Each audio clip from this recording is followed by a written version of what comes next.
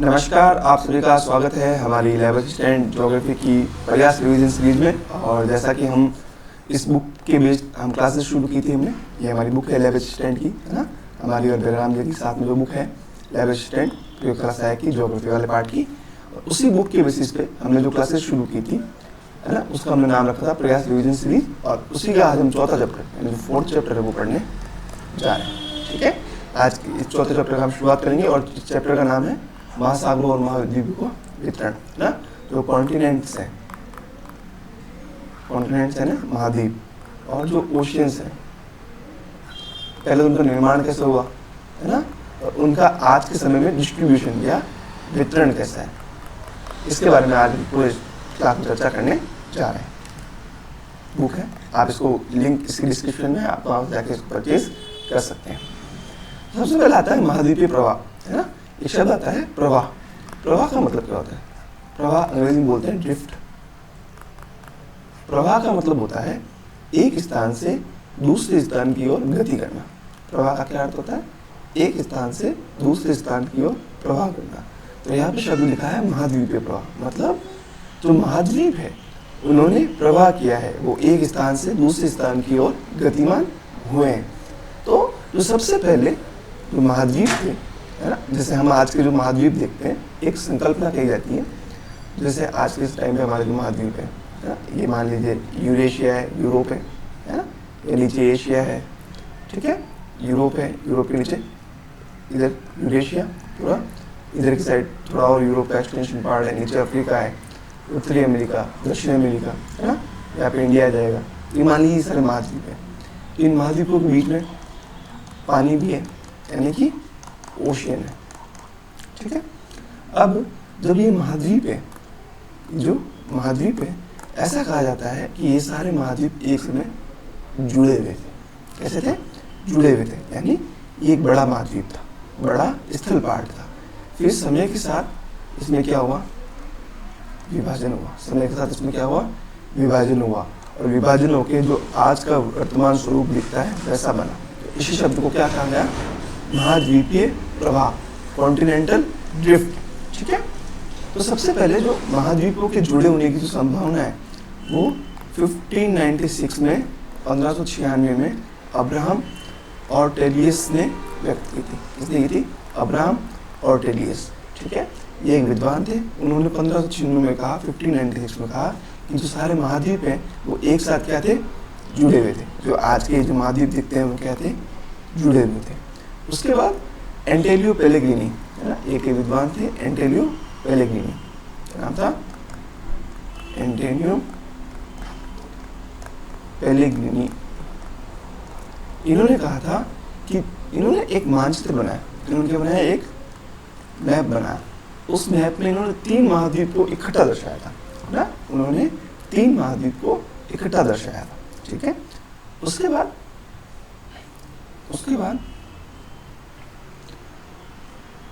इसके बाद महाद्वीपीय विस्थापन शब्द प्रचलित हुआ। जिसको महाद्वीपीय प्रवाह कहा, इसको क्या बोला गया? महाद्वीपीय विस्थापन। और उसी से निकला महाद्वीपीय विस्थापन सिद्धांत।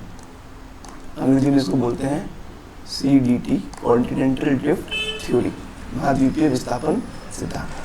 तो जो 1620 में फ्रांसिस बेकन, है ना, 1885 में स्नाइडर, 1910 में टेलर, इनमें जो सबसे महत्वपूर्ण है 1910 में टेलर ने क्या कर दिया था?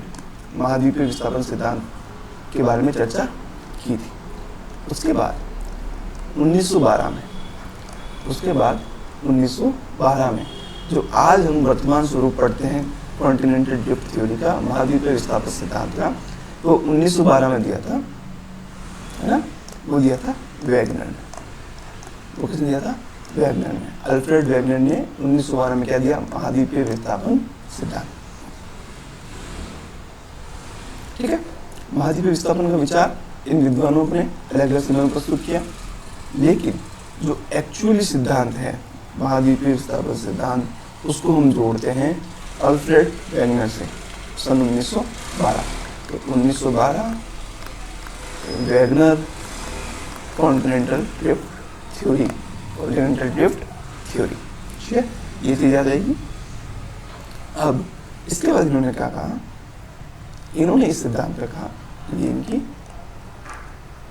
थ्योरी, इन्होंने अपनी थ्योरी में कहा ये पूरी क्या है, पृथ्वी, ये पूरी क्या है, पृथ्वी। इस पृथ्वी में दो पार्ट थे, एक तो था लैंड पार्ट, है ना, एक था वाटर वाला पार्ट। ये वाला हमने राजस्थान भूगोल की क्लास ली थी उत्पत्ति वाले, उसमें भी हमने एक्सप्लेन किया था। एक था लैंड वाला पार्ट, तो जो लैंड वाला पार्ट था इनको उन्होंने नाम दिया पेंजिया, उन्होंने क्या नाम दिया, पेंजिया। और जो वाटर वाला पार्ट था उसको उन्होंने बोला पैंथालासा, उसको उन्होंने क्या बोला, पैंथालासा। दो शब्द क्या हो गए, पेंजिया और पैंथालासा। एग्जाम में प्रश्न पूछ सकते हैं कि अल्फ्रेड वेगनर ने स्थल भाग के लिए कौन से शब्द का प्रयोग किया, तो कौन से शब्द का प्रयोग किया, पेंजिया। कौन से शब्द का प्रयोग किया, पेंजिया। ठीक है,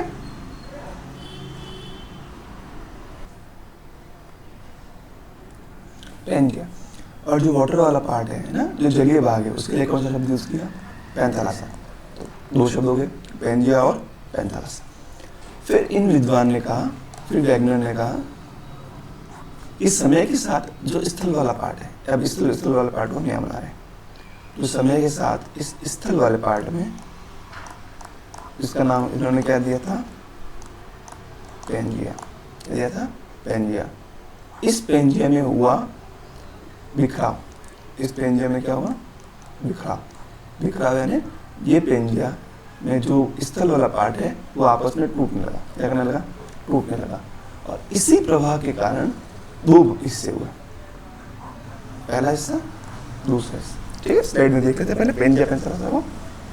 मूल उदाहरण, एक विशाल भूखंड, विशाल भूखंड का नाम दिया पेंजिया, और जो महासागर था या जो जलीय भाग था उसको क्या नाम दिया, पैंथालासा, उसको नाम दिया पैंथालासा। पेंजिया यानी संपूर्ण पृथ्वी और पैंथालासा यानी जल ही जल। ठीक है, अब 200 मिलियन वर्ष पूर्व, कितने मिलियन वर्ष पूर्व, 200 मिलियन वर्ष पूर्व इस पेंजिया का क्या हुआ, विभाजन शुरू हुआ। इस पेंजिया का विभाजन हुआ और इसी विभाजन से दो हिस्से टूटे, ए लोरेशिया, ए लोरेशिया और बी गोंडवाना लैंड, ए लोरेशिया और बी गोंडवाना लैंड। तो दो भूखंड टूटे, एक हो गया लोरेशिया और एक हो गया गोंडवाना लैंड। एक क्या हो गया, गोंडवाना लैंड। और फिर धीरे धीरे जो आज के जो महाद्वीप दिखते हैं वो हमारे इस स्वरूप में आ गए। ठीक है, अब क्या हुआ, फिर समय के साथ, एक सेकंड, ठीक है, तो पेंजिया और पैंथालासा, पहले थे पेंजिया और पैंथालासा, उसके बाद जो लैंड वाला पार्ट था पेंजिया, है ना, स्थलीय भाग था, उसमें हुआ विभाजन और विभाजन से बने लोरेशिया और गोंडवाना लैंड। तो लोरेशिया जा तो वो तो हो गया उत्तरी हिस्सा और गोंडवाना लैंड क्या हो गया, दक्षिणी हिस्सा। और आज के हम जो महाद्वीप दिखते हैं वो इसी लोरेशिया और गोंडवाना लैंड के पार्ट हैं। ये किसने कहा था, अल्फ्रेड वेगनर 1912। ठीक है, अब उसके बाद वेगनर ने कहा कि ये जो विभाजन है ना, ये जो प्रवाह हो रहा है, ये महाद्वीप का जो प्रवाह हो रहा है, इस प्रवाह के लिए कोई ना कोई कारक जिम्मेदार होंगे, है ना, किसी न किसी कारण की वजह से ये जो प्रवाह है वो हुआ होगा। अब इसके लिए इन्होंने दो कारक दिए, इसके लिए उन्होंने कितने कारण दिए, दो। पहला दिया उन्होंने पोलर फ्लिंग बल, पोलर फ्लिंग बल। ठीक है, पहला उन्होंने दिया पोलर फ्लिंग बल और दूसरा उन्होंने दिया, वो दिया ज्वारीय बल। ठीक है, तो पोलर फ्लिंग बल में इन्होंने क्या कहा कि जो पृथ्वी घूर्णन करती है, जो पृथ्वी घूमती है, उस घूमने के कारण महाद्वीपों में गति उत्पन्न हुई और महाद्वीप एक दूसरे से क्या हुए, अलग हुए। ठीक है, यानी कि पोलर फ्लिंग बल में इन्होंने क्या कहा, जब महाद्वीप थे वो जब पृथ्वी घूमती है ना, पृथ्वी अपने अक्ष पर घूमती है, तो उससे पृथ्वी के घूर्णन के कारण क्या हुआ, पोलर फ्लिंग बल उत्पन्न हुआ और उससे महाद्वीप क्या हुए, अलग हुए। और दूसरा उन्होंने बल बताया वो था ज्वारीय बल, जो सूर्य और चंद्रमा के गुरुत्वाकर्षण बल से संबंधित है। दो उन्होंने क्या बताया, बल बताया। इन दो बलों की वजह से उन्होंने क्या कहा कि जो महाद्वीप है उनका क्या हो रहा है, प्रभाव हो रहा है। ठीक है, उसके बाद उन्होंने अपने इस सिद्धांत में, उनका अपना ये जो सिद्धांत है, उस सिद्धांत में इन्होंने पक्ष में कुछ प्रमाण दिए कि भाई ये कैसे हो रहा है ना, इसका लॉजिक क्या है, इसके पीछे कौन कौन से प्रमाण हैं जिनकी वजह से हम ये पता लगा सकते हैं कि जो महाद्वीपीय विस्थापन सिद्धांत है वो एक्चुअली में हुआ था, है ना। इसके लिए उन्होंने सबसे पहला पॉइंट दिया, वो दिया तट रेखाओं में साम्यता, अंग्रेजी जिसको बोलते हैं जिग्सा फिट। क्या मतलब हुआ कि आप जब दो महाद्वीप देखेंगे, एक आप देखेंगे दक्षिणी अमेरिका,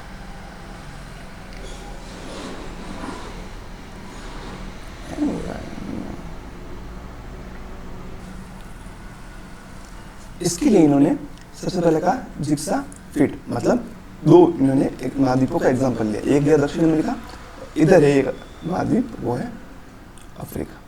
ठीक है, ये हो गया अफ्रीका और ये हो गया साउथ अमेरिका। उन्होंने कहा कि जो दक्षिण अमेरिका और जो अफ्रीका की तट रेखाएं, जो उनकी जो कोस्ट लाइन है ये वाली, है ना, वो एक दूसरे के क्या करती है, मेल खाती है। अगर इन दोनों को आप आपस में जोड़ोगे, है ना, इन दोनों महाद्वीप को एक दूसरे के पास लाओगे और इस रेखा को इस तट रेखा के साथ जोड़ोगे, तो उन्होंने क्या बताया कि ये दोनों एक दूसरे से क्या खाएगी, मेल खाएगी, है ना। और इसी को इन्होंने बुल्डर ने, इसी को 1964 में बुल्डर ने कंप्यूटर मॉडल से भी दिखाया था, है ना। किससे दिखाया था, कंप्यूटर मॉडल से दिखाया था। ठीक है, ये पॉइंट याद कर लीजिएगा, ये इंपॉर्टेंट है। बुल्डर 1964। इन्होंने क्या पहला पॉइंट क्या हो गया, दोनों की तट रेखाओं में क्या है, साम्यता है। फिर दूसरा उन्होंने कहा कि जो चट्टानों की आयु है और जो संरचना है वो भी क्या है, उसमें भी क्या है, समानता है। जैसे थोड़ी सी इसमें दिक्कत आ रही है तो मैं बोल देता हूँ ना। तो जो उन्होंने दूसरा क्या कहा कि जो चट्टानें हैं उन चट्टानों की आयु और ये जो संरचना है उसमें क्या है, समानता है। उसके लिए उन्होंने एग्जाम्पल दिया ब्राज़ील और पश्चिमी अफ्रीका का। जो ब्राज़ील है, साउथ अमेरिका में एक ब्राज़ील है और पश्चिमी अफ्रीका का ये तट है ना। वहाँ की जो दोनों की जो उन्होंने चट्टानें ली, चट्टानों के अवशेष लिए, उस चट्टानों के संरचना और उनकी जो आयु है उनमें उन्होंने क्या मिली, समानता मिली। क्या मिली, समानता मिली। ठीक है, इनके समुद्री निक्षोभ पे जो दोनों तत्व हैं उन पे क्या है, उनका क्या मिली, समानता मिली। चट्टानों में क्या मिली, समानता मिली। उसके बाद इन्होंने कहा, तीसरा इन्होंने एग्जाम्पल दिया, वो दिया टीलाइट। क्या दिया, टीलाइट। टीलाइट होता है हिमानी निक्षेप। ये एमसीक्यू में पूछा जा सकता है कि टीलाइट क्या है। टीलाइट क्या है, हिमानी निक्षेप।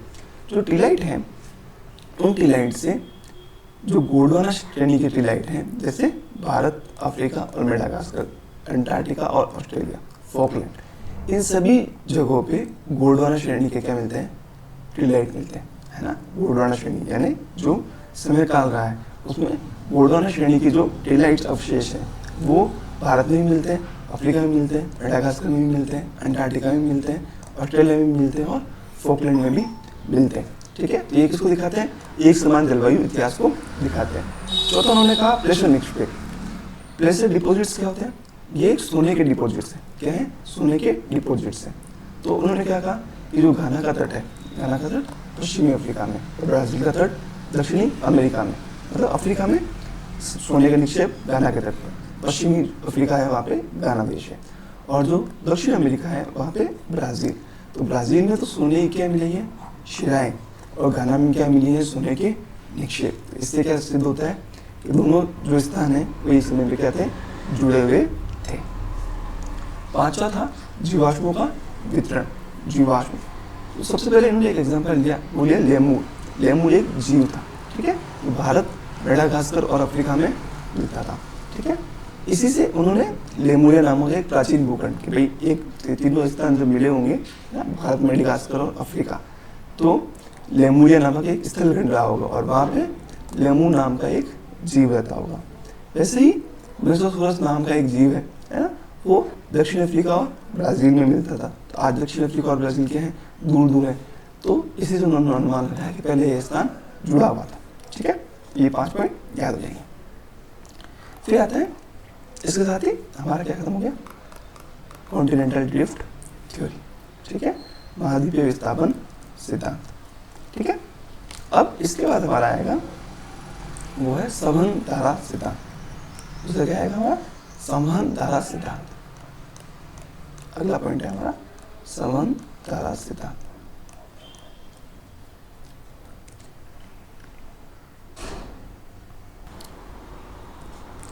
संवहनधारा सिद्धांत। इस सिद्धांत को दिया था आर्थर होम्स ने। किसने दिया? Arthur Holmes 1930। ये फैक्ट याद रखना है, ठीक है। आर्थर होम्स ने 1930 में एक सिद्धांत दिया जिसको बोलते हैं संवहनधारा सिद्धांत। तो संवहनधाराएं क्या होती है? जो नीचे से ऊपर की ओर एक दिशा में क्या करती हैं? प्रवाह करती हैं। तो उन्होंने जो मेंटल वाला पार्ट है, अपने पिछली क्लास में पढ़ा था मेंटल क्या है, तो मेंटल में जो रेडियो एक्टिव तत्व हैं ना, उनसे एक ऊष्मा संवहन धाराएं पैदा होती हैं और यही क्या करती है? महाद्वीपों को क्या देती है? गति देती है। ये क्या करती है? महाद्वीपों को गति देती है और ये धाराएं मेंटल प्लूम का निर्माण करती हैं। और ये सिद्धांत आगे जाके किसका आधार बना? प्लेट विवर्तकनिकी सिद्धांत का।